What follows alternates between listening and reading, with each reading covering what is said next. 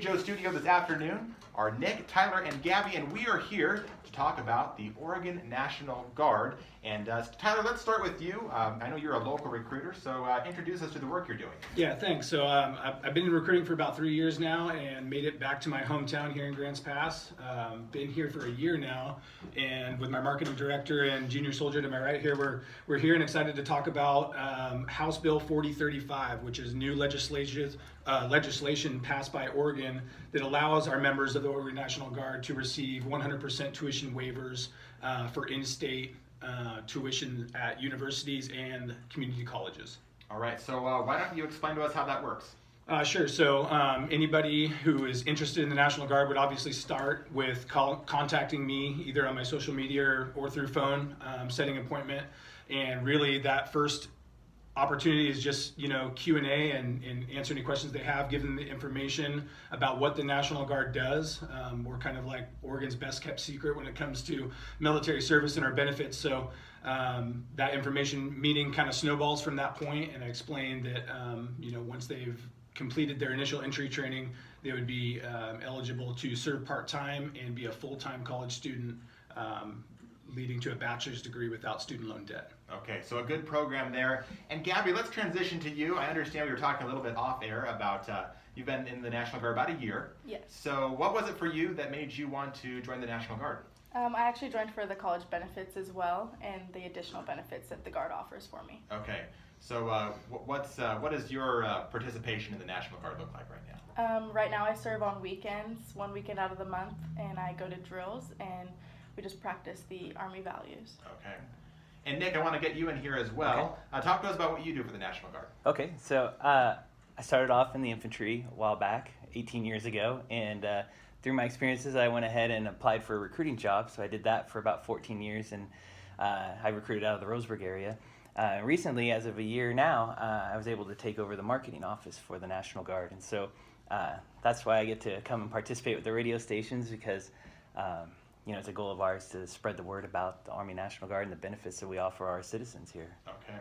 So, a question that kind of popped into my mind, aside from this financial program, and any of you can comment on this, but what is something about the Oregon National Guard that you wish more people knew about? Like, what's its best kept secret? Yeah, I would say or what I use as a brand name is that you're on the home team and you're serving in your own community. It's community based. I was born and raised in Grants Pass. I've been here all my life, and now I get to recruit here, which is kind of cool. Yeah. And the two people here are also service members in the military, serving on the home team in their home state. So that's really unique for me. Right. Either of you want to add anything? I think one of the coolest things is the experience. When I graduated high school at Roseburg High, I was afforded an opportunity to where an organization was paying for my education, that they're giving me a lot of career experience.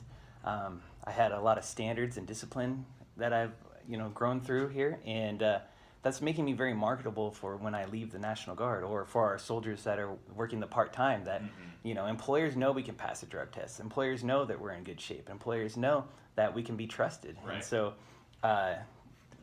our soldiers bring a lot to employers and a lot of credibility. Right.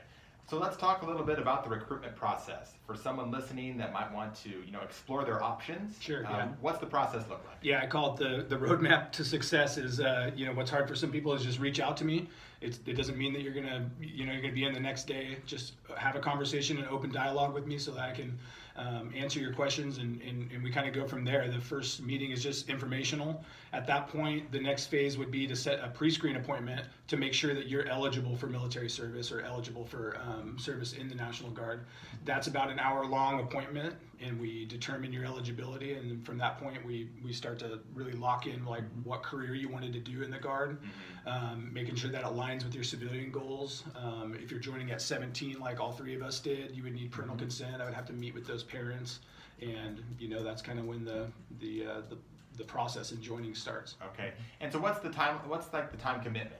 Is it 4 years, 6 years? What's the commitment to the Guard? Yeah, they have some different options, but anybody entering any branch of the military for the first time will take on an 8-year MSO. That's why our nation doesn't have a draft anymore. So we split that up into different ways, but the most popular in the National Guard is a 6x2, meaning that you serve in a reserve or part-time capacity for 6 years.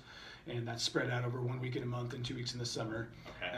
And then that really maximizes the benefits. The incentives for that contract length are the highest. Okay. And so the financial programs for tuition and all of that, does it start immediately when the service begins, or is there some time between when that would start, or what's that look like? After the National Guard service member is qualified, meaning that they've graduated basic training and then their occupational specialty training, which would be like their job or what they're planning to do in the National Guard. All right. Well, we have about a minute left, and as we can kind of wrap up here, any final thoughts you want to leave our audience with today? Anything that you want to make sure we walk away with? I would say reach out to Sergeant Gordan in this community, or check us out on OregonArmyGuard.com. And don't be afraid to talk to the recruiter. He's one of our best recruiters in the state. I can't brag about him enough. He's trustworthy, and he really wants to help each person that comes and talks to him and see if the Guard's a good fit for them. And so we have a lot of great things to offer, and I just hope that they get in contact with them and learn about their options. All right. Well, Tyler, why don't you tell people how they can get in contact with you? Sure, yeah. I'm on all the social media platforms, obviously, and my cell phone number is 503-577-5011. And most importantly, my office is, of course, with all the other recruiting offices, on 6th and Savage upstairs. All right. Well, I appreciate you guys taking the time to come by and talk about the Oregon National Guard and the new programs you guys have. My guests, Nick, Tyler, and Gabby, any final words before I let you go? I'd really like to thank you for having us on. It was definitely a joy to come down here and hang out with you. Well, thank you for coming by, and thank you for your service. Thank you. And a big thank you to Grants Pass Rentals for bringing us Community Spotlight.